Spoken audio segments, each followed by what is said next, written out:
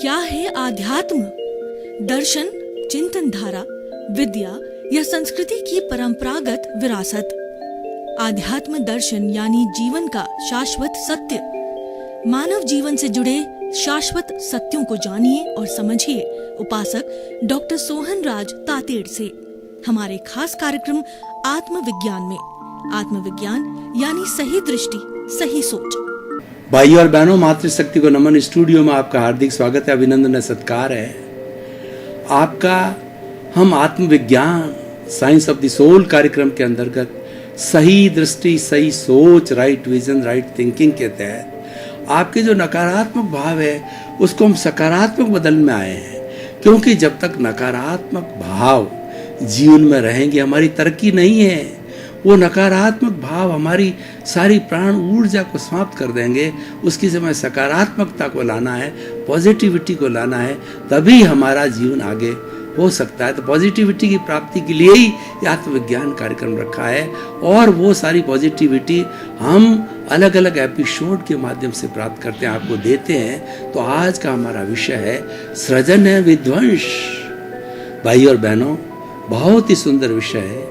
एक नदी के दो तट है और दो दिशाएं हैं, पूर्व और पश्चिम, और धूप और छांव। और उसी तरीके से जो द्वैत है, तो ये जो हमारा विध्वंस और सृजन, दो किनारे हैं, दो ध्रुव हैं। सृजन का अर्थ होता है क्रिएशन करना, इस सृष्टि को जीने योग्य बनाना, इस सृष्टि को स्वर्ग बनाना, वह सृजन कहलाता है। घर है, उसका हम सृजन कैसे कर सकते हैं? अच्छे घर में सभी के बीच में प्रेम हो, वात्सल्य हो, सम्मान हो और किसी के साथ भेदभाव न हो, सबको वहाँ रहने में आनंद की अनुभूति हो, प्रसन्नता हो, सृजन कहलाता है। और गांव का सृजन क्या होता है कि गांव की जो बेसिक फैसिलिटी है, गांव में रहने वाले रोटी, कपड़ा, मकान, शिक्षा, चिकित्सा हर सदस्य को मिले, सफाई हो, वहाँ पर कोई दुर्गंध ना हो और बिजली पानी की अच्छी व्यवस्था हो, और उसके साथ साथ में पाठशाला, चिकित्सालय सभी मौजूद फैसिलिटीज हो, वह सृजन है। और देश का सृजन क्या है कि देश में रोजगार मिले, देश के अंदर सफाई रहे और देश के अंदर लोगों का चरित्र अच्छा रहे, लोग प्रेम से रहें, लड़ाई ना हो, झगड़ा ना हो, हिंसा ना हो, आपाधापी ना हो, किसी का शोषण ना हो, किसी के प्रति अन्याय नहीं हो, सर्वोदय हो, देश के सभी नागरिकों को आगे बढ़ने के समान अधिकार मिले। ये सारा जो है वह सृजन कहलाता है। अब मैं इसका दूसरा जो है अंधकार का पक्ष लेता हूँ। वह अंधकार का पक्ष है विध्वंस है। विध्वंस में बड़े रूप से प्रारंभ करूं तो ये पूरी सृष्टि 210 देशों से बनी हुई है और सारे देशों ने अपनी अपनी सुरक्षा के लिए भय के कारण अपना सबसे अधिक जो बजट है वो अपनी सुरक्षा पर लगाते हैं। और सुरक्षा पर लगाने के कारण, भय के कारण जो है, इन्होंने इतना जखीरा इकट्ठा कर लिया अणु बम्बों का है, अगर किसी के दिमाग के अंदर बुरी भावना आ जावे, युद्ध होता है सबसे पहले, बलशाली जो व्यक्ति पावरफुल होता है उसके दिमाग के अंदर उतरता है और फिर वो दुनिया पर थोप दिया जाता है। ऐसे हमारा अनुभव है पुराने 2 महायुद्धों का। तो ये भी विध्वंस जो है अगर विश्व में होता रही, जखीरा किसी दिन फूट गया तो 7 अरब की जनसंख्या को 7 मिनट के अंदर भस्म कर सकता है। ये सारा विध्वंस है।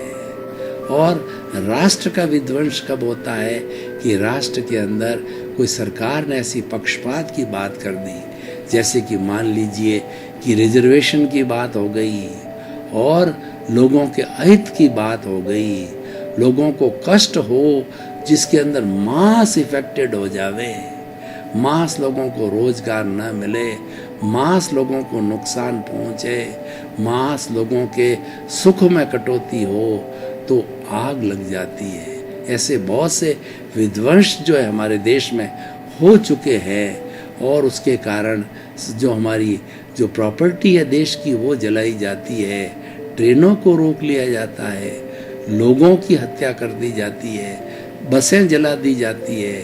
और क्योंकि जनता है, उसके हाथ में पावर है और वो मॉब में होती है, वो किस करवट चली जाती है वो मुख्य बात होती है। अगर वो सही दिशा में जाती है तो सृजन होता है, और मॉब जो है वो गलत दिशा में रॉन्ग डायरेक्शन में चली जाती है, विध्वंस होता है। 2 ट्रेन अगर एक ही पटरी पर चलने लग जावे तो क्या होगा आप सोच सकते हो। एक्सीडेंट, लाखों लोगों का धन और जन की हानि हो जाएगी। और वही पास वास की पटरियों के ऊपर चलने लग जाए, चलती रहे तो यात्रियों को बड़ा आनंद होगा, ये सृजन होगा।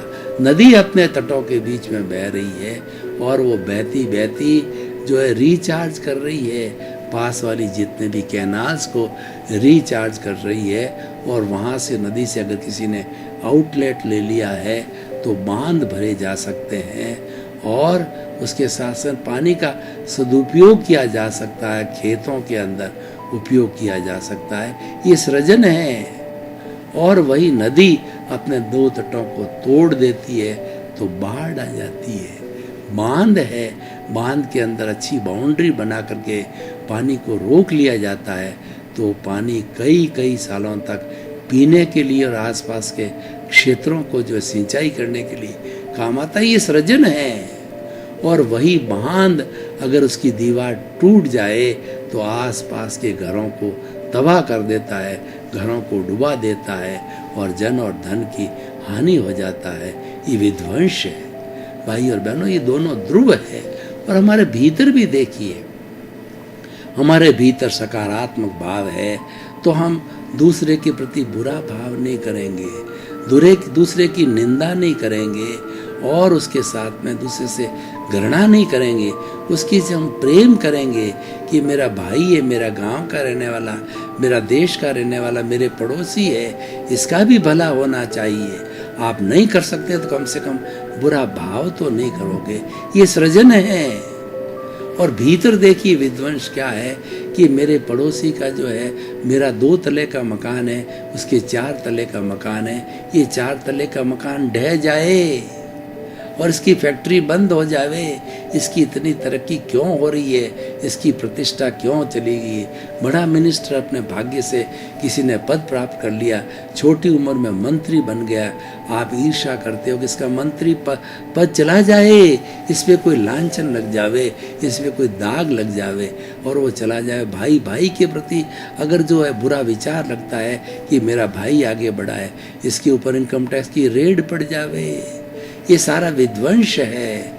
और हम किसी को सुख देने की बात करते हैं, वो सृजन है। तो कुल मिलाकर के मैं निष्कर्ष पे बात करूं कि प्राणी मात्र को सुख देना, किसी को कष्ट न देना, ये सृष्टि का सबसे बड़ा सृजन है। और प्राणी मात्र को खुद के द्वारा मनुष्यों को, प्राणियों को कष्ट पहुंचाना, पीड़ा पहुंचाना, उनको मारना, उनको प्रताड़ित करना और किसी न किसी तरीके से उनका शोषण करना, ये विध्वंस है। इस नेचर माँ को देखो, इस नेचर माँ के पास में इतनी धन संपदा है, 5 बेसिक सब्सटेंस की इतनी बड़ी संपदा है, पृथ्वी, जल, अग्नि, वायु और आकाश। और ये माँ कहती है कि 84 लाख जीवा योनि जिसका ये चराचर जगत है, उन सब का पोषण करने के लिए मेरे पास में ये 5 बेसिक तत्व जो है वो पर्याप्त प्रचुर मात्रा में मौजूद है। किसी को चिंता करने की जरूरत नहीं है। और देखें तो हर प्राणी जो है इन 5 भूतों से जन्म लेता है, 5 भूतों से पोषित होता है और 5 भूतों से जीवन भर उसका भरण पोषण होता है और 5 तत्वों में विलीन होता है। जब वो मर जाता है, पृथ्वी पृथ्वी में चली जाती, जल जल में चला जाता है, अग्नि अग्नि में चली जाती, वायु वायु में चला जाता है और आकाश आकाश में चला जाता है और पंचभूत में वह विलीन हो जाता है वापस। तो ये सारा नेचर माँ करती है, सृजन है। और मनुष्य देखिए कितना कृतज्ञ है कि वो माँ का विध्वंस करता है। कैसे करता है? पृथ्वी को अपने लोभ के कारण इतना खोद दिया है, 1000 फुट, 2000 फुट, 10,000 फुट, 20,000 फुट अपने लोभ के कारण, पानी के लिए, पेट्रोलियम के लिए, हीरे, माणक, मोती पन्ने के लिए माँ की जो है वो गोद का उसने जो है वो दोहन कर दिया, छील दिया है। ये पृथ्वी का दोहन। और जल का देखिए कि व्यक्ति ने कितने केमिकल छोड़ दिए हैं कि हमारी नदियाँ दूषित हो गई, हमारे तालाब दूषित हो गए, और वही पानी परकोलेट होकर के नीचे हमारे ट्यूबवेल में जा रहा है। हमें जो है वो दूषित पानी पीने, केमिकल युक्त पानी पीने के लिए हम जो है मजबूर हो गए हैं, बीमारियां हो गई है। आज पूरे विश्व के अंदर बहुत ज़्यादा प्रतिशत लोग दूषित पानी पी रहे हैं कि वो सारा पानी पॉल्यूटेड हो गया। पॉल्यूट किसने किया? वो पॉल्यूट करने वाला मनुष्य है। तो इसीलिए मनुष्य सबसे ज़्यादा विध्वंस करता है और मनुष्य सबसे ज़्यादा सृजन करना है। इसलिए हमें उस मनुष्य को बदलना है, मनुष्य की मानसिकता को बदलना है कि वो सृजन की दिशा में जाए, विध्वंस रोके। पृथ्वी का हो गया, जल का हो गया, अग्नि का देखो कि आज कितना फैक्ट्रियाँ जो है, कितना वायुमंडल के अंदर कार्बन डाइऑक्साइड का छेड़ रही है और अग्नि को जला रही है और कार्बन डाइऑक्साइड को फैला करके, और वायुमंडल आकाश को कितना गंदा करके आज स्थिति ऐसी होगी वाहन के द्वारा, फैक्ट्रियों के इस धुओं की कार्बन डाइऑक्साइड के द्वारा। आप दिल्ली में चले जाइए कि व्यक्ति सांस नहीं ले सकता, सांस के मरीज बहुत ज़्यादा हो गए। और इस स्थिति दिल्ली की नहीं है, हर बड़े महानगर की होने वाली है, क्योंकि हम विध्वंस की अवस्था के अंदर चले गए हैं। तो प्रश्न ये है कि सृजन का अर्थ होता है निर्माण करना, और विध्वंस का अर्थ है कि जो निर्माण किया गया है उसको धाराशायी करना। तो एक तो अच्छी स्थिति और एक बुरी स्थिति है। तो मनुष्य जो है सृजन करे और विध्वंस को रोके, वो कैसे संभव है? ये मनुष्य की मानसिकता को बदलना पड़ेगा। वो मानसिकता को कैसे बदले? मैं आपको बताना चाहता हूँ कि नीड और ग्रीड का ये फार्मूला है कि व्यक्ति के परिवार है, घर है, उसका शरीर है, उसका समाज है, उसको समाज है, तो उसकी नीड रहती है रोटी, कपड़ा, मकान, शिक्षा, चिकित्सा, ये सब सुविधाएं उसकी नीड है। वो नीड जो है वो अलाउड है, क्योंकि आखिर वो भरण पोषण कहाँ से करेगा? इस सृष्टि से ही करेगा और इन तत्वों से ही करेगा, तो वो उसको अलाउड है। लेकिन व्यक्ति ने क्या है कि अपने जो है लोभ के कारण वो ग्रीड में चला गया है। तो ग्रीड क्या है कि उसको इतना लोभ हो गया है, लोभी के लिए कहा गया है विषय नर की लालसा और पाम रोग की खाज, लोभी घी तन लालचा और तीनों बेअंदाज। मनुष्य का इतना लोभ भयंकर होता है कि इसको पूरे सृष्टि की प्रॉपर्टी दे दी जाए, सृष्टि की सारी संपदा दे दी जाए, फिर भी वो नहीं धापता, फिर भी उसकी तृष्णा शांत नहीं होती है। इतना लोभी होता है मनुष्य, विषयी नर होता है, तो उसका शरीर खराब खोखला हो गया, फिर भी विषय करता रहता है। पाम रोग की खाज, ऐसी खून आ गया, खून बह रहा है, लेकिन फिर भी वो पाम रोग की खाद जो है खनता रहता है और इस तरीके से अपने शरीर को बर्बाद करता रहता है। ये अवश्य है, ये व्यक्ति का व्यसन है, अवश्य है। तो व्यक्ति की इस तृष्णा को रोकना है, व्यक्ति इसके लोभ प्रवृत्ति को रोकना है, इसके ग्रीड पर अंकुश देना है। तो उसका माइंड सेट चेंज करना पड़ेगा कि भाई जितनी तुम्हारी आवश्यकता वो अलाउड, कोई तुम्हें रोकने वाला नहीं है। ग्रीड को रोका, तुम्हें एक मकान अच्छा चाहिए रख लो, तुम्हें 10 मकान रखने की आवश्यकता नहीं है। और जिन जिन के पास में अतिरिक्त धन संपत्ति या कुबेर है और पुण्योदय से मिलेगी, उनको खास तौर से मैं ये ग्रीड वाली बात बतानी, वो त्यागिए। भारतवर्ष ऐसा देश है जिसके अंदर 50% से अधिक लोग गरीबी की सीमा के नीचे रहते हैं। तो आपके भाइयों को थोड़ा सहयोग कीजिए, आपका धन है वो थोड़ा है, वो अभावग्रस्त भाई है, उनकी तरफ बांटिए, उन चैरिटी कीजिए। और हमारे बड़े बड़े लोग कर रहे हैं, आज टाटा को देखिए, बिरला को देखिए, बांगड़, डालमिया, सिंघानिया, बड़े बड़े कुबेरपति, उन्होंने प्रारंभ से ही जो है एक सूत्र बना रखा है कि हमें केवल जो है वो स्वार्थ का जीवन नहीं जीना है, हमें परार्थ का जीवन जीना है, लिव एंड लेट अदर्स का लिव जीना है। तो शुरू से ही वो कुछ पैसा चैरिटी में डालते आए हैं।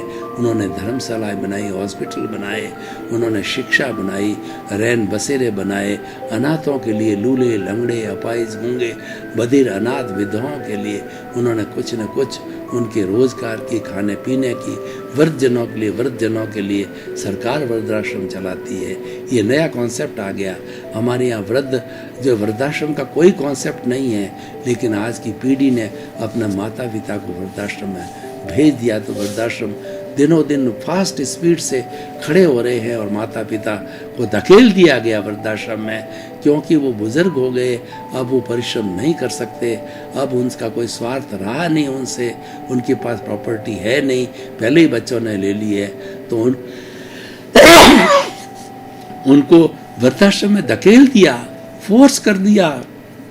ऐसी संतान है जो बेचारे बूढ़े माँ बाप को जो है कहते हैं तुम्हें तीर्थ यात्रा कराते हैं, कुंभ के मेले में अकेले छोड़ करके आ जाते हैं, तीर्थ यात्रा में जंगल में छोड़ के आ जाते हैं, घर में बंद करके फॉरेन चले जाते हैं, उनके जो है तकदीर पे छोड़ के चले जाते हैं। ये बहुत बुरी चीज़ है, ये नहीं होनी चाहिए। ये हमारे हिंदुस्तान के अंदर वृद्धाश्रम का कोई कॉन्सेप्ट नहीं है। हमारे तो भारतवर्ष में ये कॉन्सेप्ट है कि जो माँ बाप होते हैं वो संसार के भगवान होते हैं, और संतान अगर प्रतिदिन माँ बाप के जो है वो चरण का पानी जो पिए चरणों का, तो भी वो ऋण नहीं हो सकता। ऐसी हमारी संस्कृति है। पर अब समय बदला, क्या करें। तो हम सृजन और विध्वंस की बात कर रहे हैं कि हमें विध्वंस को रोकना है, और वो विध्वंस करता मनुष्य है। प्रकृति का कोई प्राणी विध्वंस नहीं करता, उसके पास में इतना डेवलप्ड दिमाग नहीं है कि वो विध्वंस करे।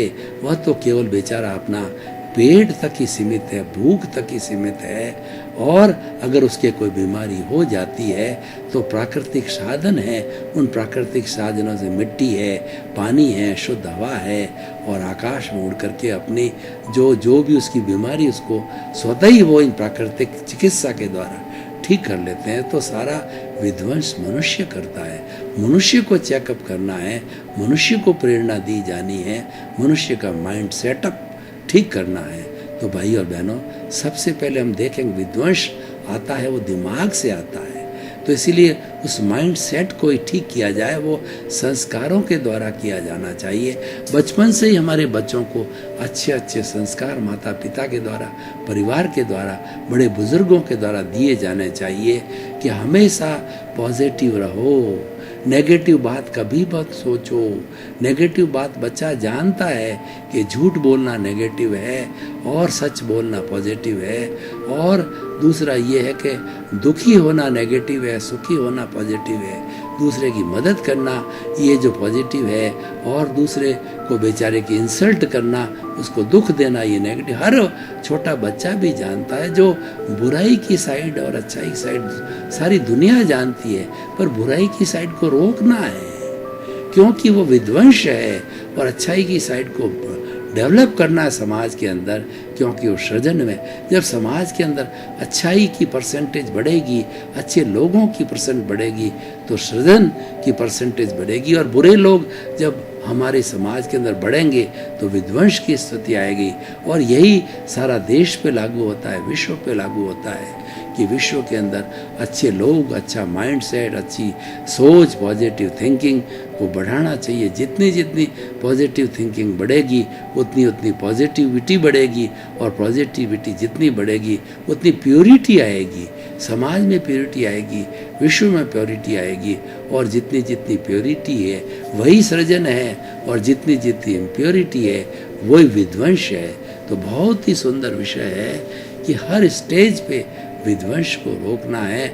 और इसके लिए हमारे वर्तमान के प्रधानमंत्री, हमारा बड़ा सौभाग्य है कि नरेंद्र भाई मोदी है, जो हमें अपने भाग्य से, पूरे भारत की जनता के भाग्य से ऐसे कर्मठ प्रधानमंत्री मिले हैं जो निष्पक्षपाती हैं, जो योगी हैं, जो रिद्धि सिद्धि वाले हैं, और वह अपना जीवन जनता को समर्पित किए हुए हैं। वो जितना भी 15-16 घंटे काम कर रहे हैं, 12 वर्ष तक मुख्यमंत्री गुजरात रहे, तब से ले जाके 6 वर्ष यहाँ पर उन्होंने संपन्न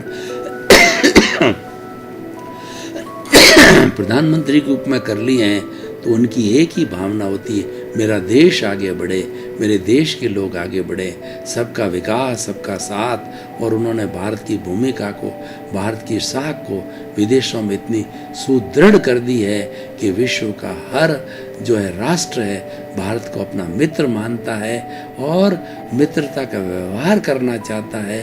भारत में लोग आना चाहते हैं, भारत में वो व्यापार करने आना चाहते हैं और अपनी संस्कृति को स्थापित करना चाहते हैं, क्योंकि भारत की छवि अच्छी बन गई है। यहाँ सृजन का काम होता है, यहाँ मेक इंडिया बना है, यहाँ डिजिटल इंडिया बना है और सब चीज़ आजकल सारी डिजिटल हो गई है।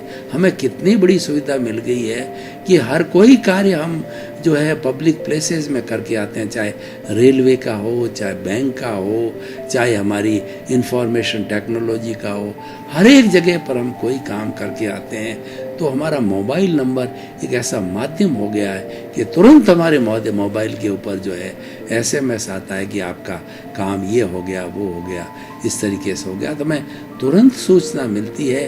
और देखिए कितनी बड़ी सुविधा हो गई है कि आपको जिस ट्रेन में जाना और कई बार आपका टिकट भी भूल गए तो चिंता करने की कोई ज़रूरत नहीं है।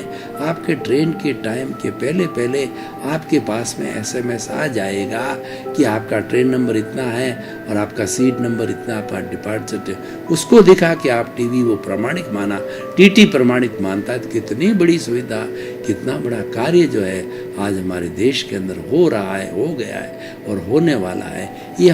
ये सारा सृजन है। और जितना जितना पहले के समय का करप्शन था कि जो लोग अफसर लोग अपनी जेबें भरते थे और कुछ लोग उनसे जुड़े हुए अपनी जेबें भरते थे, मंत्री जेबें भरते थे, एक थोड़ी सी जो है पॉपुलेशन के अंदर सारा पैसा चला जाता था। आज पैसा सारा पॉपुलेशन के अंदर बढ़ता है और किसी व्यक्ति को कोई सब्सिडी, कोई भी उसको फैसिलिटी मिलती है, कोई वाया मीडिया नहीं है, सीधा उसके अकाउंट में आता है और वो उसका अकाउंट का खुद मालिक होता है, कोई दूसरा निकाल नहीं सकता। ये सारा सृजन का कार्य है। तो सृजन और विध्वंस ऐसे दो घटक है कि हमें सृजन के पक्ष में जाना है, विध्वंस को रोकना है। और ये रोकेगा कौन? ये मनुष्य रोकेगा। सृजन भी करने वाला मनुष्य है, विध्वंस भी करने वाला मनुष्य है। विध्वंस बहुत कम परसेंटेज वाले करते हैं। आतंकवाद को देखिए तो पूरे विश्व की आबादी का परसेंटेज वो नगण्य है, लेकिन वो नगण्य लोग और उसको पनाह देने वाली संस्था, उसको पनाह देने वाले वो नगण्य लोग हैं। लेकिन वो नगण्य लोग इतना करते हैं कि पूरे देश को, पूरे विश्व को दहशत में डाल देते हैं। कुछ 5-10 आतंकवादी एक पर्टिकुलर कस्बे को, पर्टिकुलर जगह को, किसी देश को घेर करके और वो टीवी पे आता रहता है। इतनी दहशत पूरे विश्व में चली जाती है और उस क्षेत्र में तो लोग उस दहशत से मर भी जाते हैं।